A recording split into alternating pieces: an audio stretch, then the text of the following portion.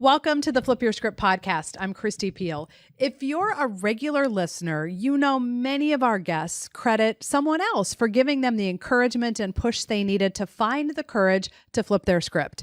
Today's guest needed the same nudge, but get this, she got hers from Michelle Obama. From a difficult childhood to working in the White House to getting a shout out in the former First Lady's book, Only in America, am I right? Chynna Clayton, welcome to the podcast. Oh, thank you, Christy. Thank you so much for having me. This is going to be fun. Yeah, your story is remarkable. And I want to get to the childhood part and the influences there. But when I was reading and doing research about your background, there was a term that I had never heard before. And I want you to explain it because I think it's pretty remarkable. So you were Michelle Obama's Bodywoman. What does that mean?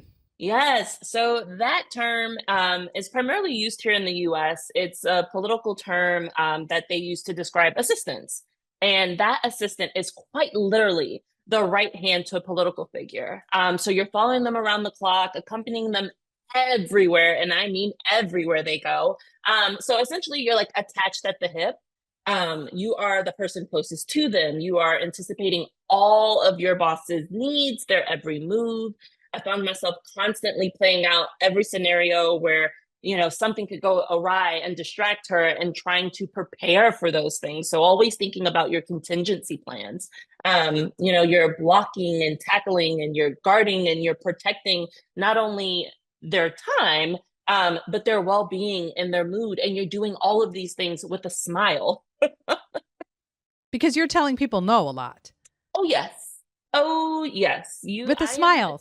What the smile? I am that person who's telling you no photos. I am that person who's saying, unfortunately, we're not going to sign this. Or I am saying, I'll take that from you and, get it signed and bring it back out to you. So you are always that first port of call, essentially. And how many years were you part of the White House and the Obama's life? Because it was during White House and after White House. It was. So I actually got my start as an intern in 2010. And then I was, so I've been in the orbit for over 20 years at this point, or close to. And within that role, I'd say I was in that role almost 10 years. And we're not in any way going to talk about politics or all the private things that I'm not going to do any of that too, because I respect your role and your position and the trust that all the people had for you and the respect. But oftentimes people and I'm using quotes if you're not watching YouTube and you're listening, the assistant doesn't get a lot of respect, right? I mean, people can almost like a server in a restaurant, right? Like not even look you in the eye, right? They can kind of go around you. How did you deal with that? Because you were to the Obamas and to the First Lady integral and very important. And yet to a lot of people who saw you, you were someone who could be looked past. Oh, absolutely. Absolutely. But what I'll say is I was fortunate in the sense that Mrs. Obama recognized my importance to her and my value to her. And as a result, when we would encounter others, she'd make sure they understood that. So I, fortunately enough, didn't have too much interaction where people would overlook me or, look straight through me because she made sure that they acknowledged me. And it was, it's a beautiful thing to have in a boss because it's not always that prevalent. But she recognized just how important I was to her. And she wanted other people to recognize that too. Which is really important. Really important. Oh, yeah. So before we talk about what you're doing now, because I absolutely want to get there and how she pushed you to take the role you are now, I want to go backwards because I mentioned it in the intro. If we would have met you at 6 and read your kind of background, we wouldn't have been like, oh yeah, she's someday going to be the person the First Lady can't live without, right? Right. Talk about your childhood and the circumstances in which you grew up. Yeah. So I grew up in a single parent household. My father went to prison when I was just 3 years old. So it was my mother, my grandmother, and my great grandmother. They were essentially the village that raised me. So I'm a 60-year-old at heart.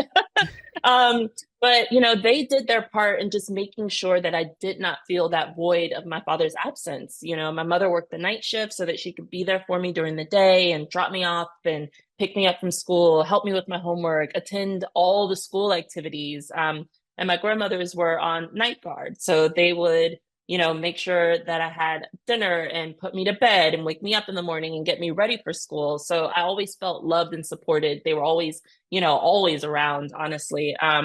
My mom, she kept me very active. I was in everything from Girl Scouts to basketball and soccer and you name it. She just, wanted to make sure I wasn't just sitting idly too often. And it was helpful. One thing I will say is that I wasn't all that great at sports. She thought because I was tall that I was going to be, this athlete, and unfortunately didn't quite work out that way.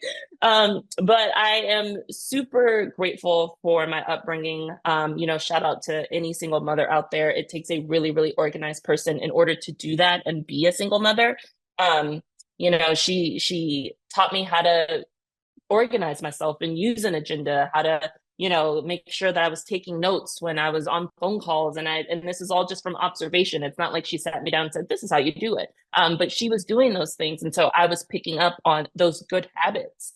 It wasn't until, gosh, when did I find out? I think when my father was released from prison, I found out that I had two sisters.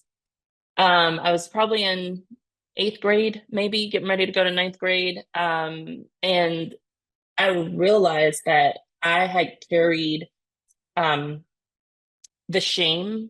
There was an embarrassment there that came with my father's imprisonment for a very long time. That even up until recently, it's not something that we're made to feel proud of here in America. It's one of those things where a family's supposed to look a certain way, and if your family doesn't, then something's off or something's wrong with you. And so I kept a lot of that in. I wasn't sharing that widely or freely until I had a conversation with Mrs. Obama, and she's just like, that's not a big deal.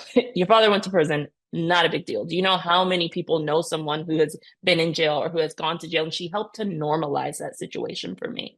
And sadly, it took hearing it from Michelle Obama, because I'm sure other people probably would have told me the same thing and it wouldn't have hit the same way. But I think we really do have to start helping to normalize different family structures and make folks recognize that their stories aren't as foreign as they may appear, and you only find that out the more you share. So yeah, I think we have more in common as a society, than we realize. But we've got to find those forums in order to be able to really share our stories and be vulnerable in that way. So, do you have a relationship with him, or did you? Yeah. I was a daddy's girl up until he went to prison. And once he got out, we did start to form a relationship, or reform that relationship, I should say. And including my sisters, we now have our relationship outside of my father. And it's beautiful, and he's often jealous about it. But what I recognized with him, was that he wasn't carrying the shame from what he had gone through. And I'm like, okay, if the individual who actually went through the experience is not ashamed of his past or what he's done, he's just like, I paid my debt to society, and now I'm out here and I'm trying to make things right and do get on with my life. So I'm just like, if he can take that approach, why are you still wearing this like a shackle? Why are you not freeing yourself from this judgment? And it took that to kind of really level set with me. But yeah, we have formed a bond. We we talk often enough, I'll put it that way, because I'm sure he'd want me to speak with him way more than what he does. But we're all busy with lives and everything. But yeah, we do have a relationship. You bring up the really important point that oftentimes we carry shame, or on the other side, pride, Yes. for things that we didn't do and things that we have no control over. and how damaging that can Mm-hmm. be when, and if we took that same energy and focused it on the things we actually can control, Mm-hmm. the mental Oh yeah. space. So it's interesting that you carry that all the way with you Yeah. until you were in the White House. Yes. Yes. It's when you think back about it, it's just like, what in the world? But again, I don't think that I was afraid of being judged. I was afraid of, what what his transgressions then how they would reflect on me, right? It's just like, okay, although I'm not the person who committed the crime, is somebody now thinking less of me or that I have that in me because I'm associated with it? And then to be in the White House, I also never wanted to bring any sort of blemish to the Obama's reputation, right? So what's the story that comes out? And the media can be cruel. So it's like, what's the story that comes out about Michelle Obama's assistant's father who was formerly incarcerated? And it's just like, I never wanted to be that. I never wanted to tarnish their reputation. And so again, I was just keeping it all inside, not revealing this piece of me that was a critical part of forming and making me who I am today, right? And when you finally released that, Mm. how did you feel? Oh my gosh. I mean, I felt a weight lifted. And what started to happen, and so I'll tell you the story about exactly how that happened. We had left the White House, so now we have the personal family office, and we don't have the big shield of the White House and 1,000 general counsel and all those things. So I'm just like, oh, we're a bit more vulnerable. Let me go to Mrs. Obama and tell her about this part of myself in the event it comes out. So this was And post White House. yes, So yeah, you so went through the whole White House with that's crazy, Chynna. I don't yeah, mean I crazy is know. not the right No, word. no, I get what you mean. Yes, yes, I know, Christy. And so I go to her, I ask for a meeting, and she's thinking I'm gonna quit. And so she starts, she's like, "Are you leaving?" And I'm like, "No, no, no, no, no." So she takes a sigh of relief and she's like, "What's going on?" And I'm like, "Well, I want to tell you something. I've been holding this in for a while. Not very many people know this. And my father went to prison." And she's like, "Oh, is he in prison now? Or, what's going on?" I was like, "No, when I was 3, he's out now." And she's like, "What? Are you kidding me?" She's like, "This is the big reveal." She's like, again, do you know how many people have had, encounters or have someone in a family who's gone to prison and all these things? And she's just like, that's nothing to be ashamed of. Nothing to be ashamed of.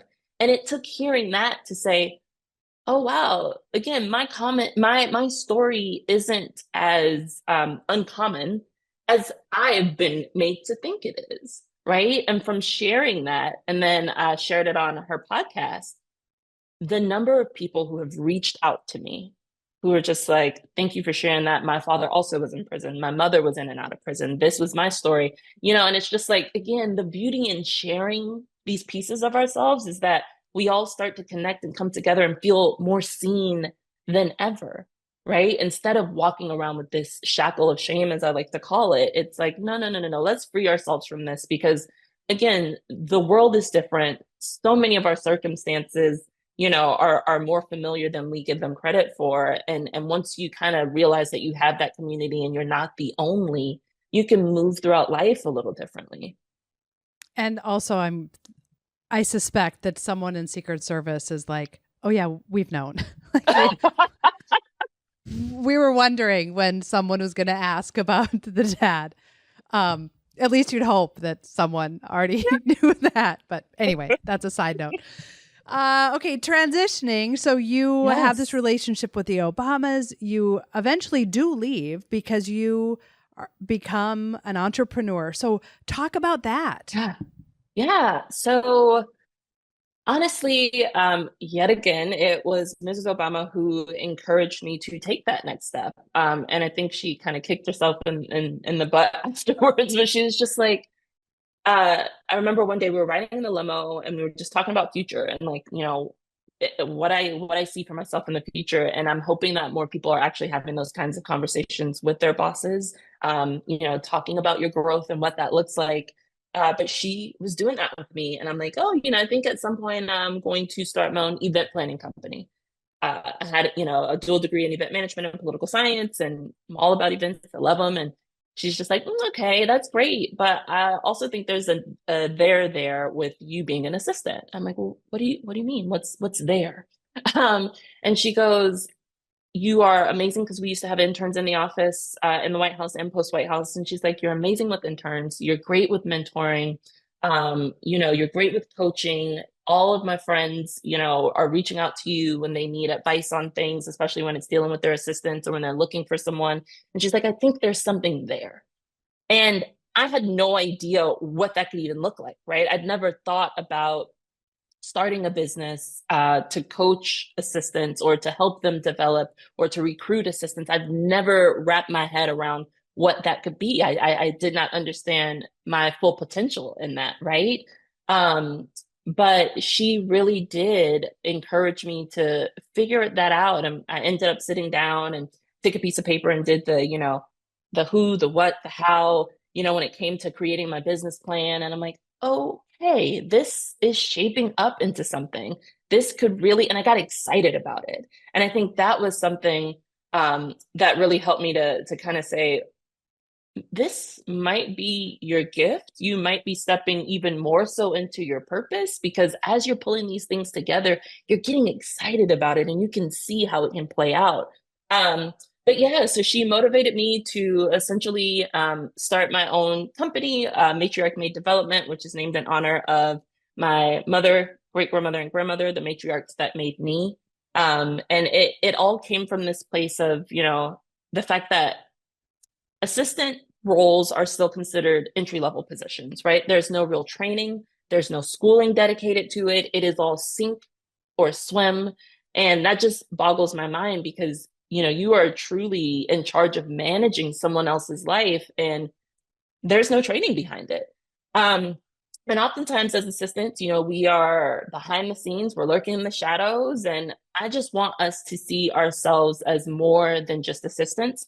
I want to change the narrative on how the world sees us, because we're so much more than that, right? When we do our jobs well, the people who we support can perform at their best, right? And so I want people to recognize the importance of those roles. And so I created this company, and it focuses on, coaching assistants, again, helping them develop, helping them work through the issues that they may be having with their leaders.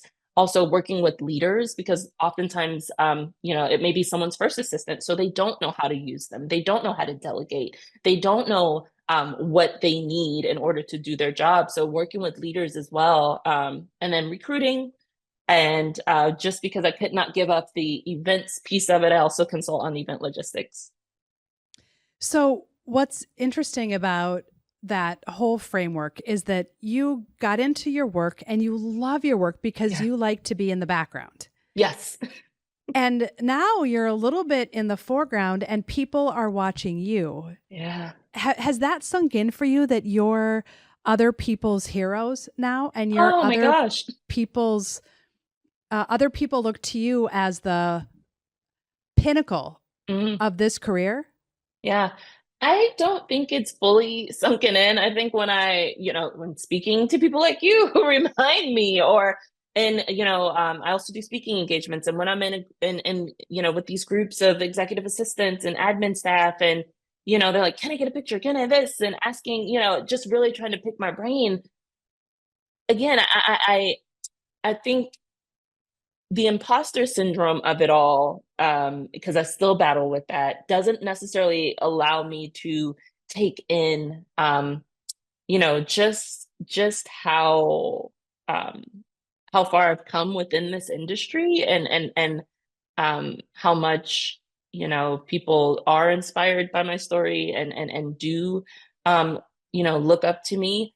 Um, but again, imposter syndrome is a real thing, and I think a lot of us suffer from it. And I too am still working on it. But no, it hasn't fully, sunken in, because I just, it's hard for me to put myself on that kind of pedestal, right? I've always been this humble person, and I try to remain that. And so, oftentimes it can get in the way of me accepting just who I am. So we're going to make it real for you because Yes. I told you at the very beginning I had a secret, but I didn't tell you what it was. So Yeah. the reason that we wanted you on the podcast and the reason that your story came to light is because my strategic assistant, Lauren, has been looking up to you. She's on. She can come Oh on my camera, gosh. Lauren. She's very nervous, but she is a huge, huge fan of yours. So I wanted to give her a moment to give you some words. She just learned about this as well. So this is all the unscripted beauty that is a podcast. So Lauren, Chynna Lauren. Hi, Lauren. Hi, Chynna. I cannot believe this is real. I have been fangirling so hard since I heard that you're going to be on the podcast. And I just have to tell you, thank you so much for what you're doing, your story. I first heard your story on the Reach podcast, the two giant episodes, and hearing about the Michelle Obama bag, all the things you had in there. And I was like, oh, this is so great. I love all this. And your preparedness and just everything about you. I am just such a huge fan. So thank you Oh my gosh. I love you. Oh, thank you, Lauren. It means so much to hear these things. Again, I'm moving through life and I'm just like, I'm just Chynna, right? I'm just an assistant. But to really realize that you are more than that, and you too, and again, it's not to belittle our titles or anything. I'm very proud of that title, but just to see how vital you are to the world, right? I don't know anyone who's, reached the heights of the heights or, is in prominent positions, or anybody who functions without someone like us. Right.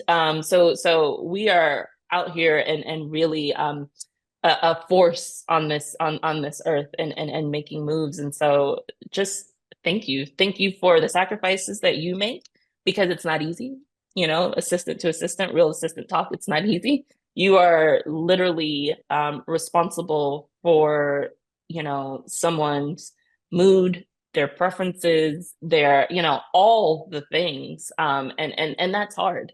That's a hard job, because oftentimes the target can always move. And it's just based on an individual's, preference and their impression of you. And so oftentimes you can be doing all the right things, but maybe the personality just isn't a good fit, or maybe they're not communicating what they need. And so you're feeling like a failure all the time. And that's not the case, right? So it's tough. This is a tough role. Well, I'm so thankful that I get to chat with you, and thank you. And I'll keep following you, and I'm so impressed by all you do. Thanks, Lauren. Thank you. Oh, that was awesome. Thank you, Lauren. I know Lauren does not like being, front of house, because she is an incredible assistant who's very passionate about what she does. And to your point earlier, there aren't a lot of people out there talking about the importance of the role, the reality of the role, how to get better at the role. And in kind of any other line of work, there's all sorts of things you can read and learn about to like, here's where I am today, here's where I want to be in 10 years. And even if my role is the same, the person I'm supporting will likely be in a different role or be doing different things. So I got to elevate and evolve with them. But where do you go for that? So the fact that you started this company to speak to people who are passionate about what they do and maybe overlooked. And I think for leaders as well, because there can be some, you need coaching both sides. Yeah, you do. If you've never had an assistant before, how do you do this well? And I think for women, back to the imposter syndrome, I can't speak to how it would be like for men, but like, do I deserve an assistant? Right. Like, right. I don't know. It feels kind of weird. So it's both sides. And again, if you're listening, you're like, that is first world problems, still problems. So again, I am glad that moment could happen. So thank you. Thank you. Thank you for making it happen. So what's next for you? Grow the business, speak more broadly. What are your wait for Michelle Obama to run for president like many people want? I know. What I think is next, and I think you've just reaffirmed this, and this experience with Lauren has as well. I think I want to figure out a book, right? And write a book and help more people, again, not only assistants, but people who are in positions that, you don't have the esteemed title, or, these positions that are overlooked often. Recognize that power that they have, right? Recognize that if you bring care and competency to these roles, it can go a really, really, really long way. I recognize that over the course of my life, what has helped me is that care. It's that thoughtfulness. It is that attention to detail and being competent. The confidence that then comes later, because I have not always been confident. But when you start to recognize, oh, I do know what I'm talking about. I do know how to do this, and building yourself up in that way and reminding yourself where you come from, the struggles that you've gone through to get to where you are. It helps to level set me in a way. It helps me to keep going. There's just so much beauty in you recognizing who you are, what made you. I've just gone on this journey. When I turned 30, I felt like I woke up and something just clicked, and I was like, I know a little bit more about myself, who I am, what I won't stand for, what, I will, and who I want to be, and I'm liking who I am. And I think what I'm finding as I speak to more women is, like, with each decade, it just gets better and better and better. The 20s and the teens are the worst because we're still trying to figure it out and appease everybody. But when you start to really own that and step into yourself, it's a beautiful thing. And so many more of us need to allow ourselves the opportunity to do so. Yeah. So I know that was all over the place, but no, it's great. There's such a shift, I think, that happens about women are younger oftentimes. I guess this maybe is my own experience, and speaking to what you just reflected as well. There's something about what does the world want from me, and how can I give it to them? And then something shifts, and you realize, you know what? I was created, and I have all these stories and all these experiences, so that I can give something back to the world. And I don't care if they like it or not. Someone needs it. Yep. And that's a really specific shift that happens with age. And I was just talking about this with the woman who does my nails, and she's in her 20s, and she's like, what is it about older women and their confidence, and they say that it just keeps better. Like, I don't get it. I'm like, well, it's because at some point you don't care what other people think, because you know that what you have someone needs. Yes. We were talking about, could that happen in your 20s? I'm like, I don't know. Because to some degree, you sort of need the experience and the confidence and the life context to be able to figure out who you are. So maybe that isn't my experience. Yeah. What I'll say, and I think the beauty and a lot of my experiences, and why I think by 30, well, I've always been a bit more mature for my age. And again, I grew up around nothing but more mature women. But I think I like to surround myself not only by mature people, but also younger people. And there's something nice when it's this multi-generational conversation, and you are able to, gain wisdom from all different sides and angles. But I think that it could possibly happen just a tad bit younger. I'm not going to go into like early 20s, but you can maybe start to make that shift in your late 20s if you are open to the wisdom that other people have to share with you, right? I think that's a big one, because oftentimes we don't want to hear what our parents have to say. We don't want to hear what somebody older has to say. You want to learn it the hard way. You feel like you have to learn it on your own. But if you switch that mindset a little bit and just kind of say, okay, I may not want to do it exactly how you did it, but I'm open to hear what you have to share. Perhaps you could get to that level just a tad bit sooner. Because again, I just think about my own experience, and I've spoken to, again, women in their 50s, and they're like, I didn't have what you have at 30. I didn't have that confidence. I didn't like myself. I didn't this. So I think it is happening sooner. But what that does take is you being willing to listen to these more mature women, because they have a lot of knowledge to impart on you. Being able to listen to some younger people, because I'm getting schooled by younger people all the time, right? And although they haven't had as much life experience as I have, there are some things, especially this younger generation, that they are tapped into in a way that we weren't. And so I appreciate that. You know, clearly they're the generation of setting all the boundaries, and I don't believe in too many boundaries, but I do think it's a good thing to kind of figure those things out earlier. So yeah, it's happening. It's happening, Christy. Well, and then there's this other aspect that it doesn't matter what age you are, as you have to approach life with a learning mindset or you will stop growing.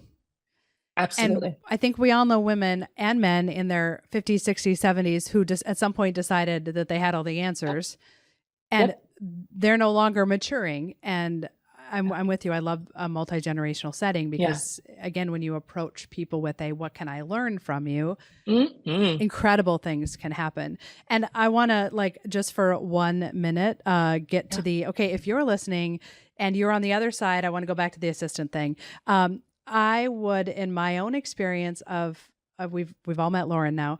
I think that we have a responsibility to give respect to the position as well. And there's a lot of folks who I've heard talk about the assistant or the person and not give a name. And there is something about naming and giving respect and honor to the role that demands respect and sets that person up for success. And many people in my circle know they don't even go to me anymore. They just go right to Lauren.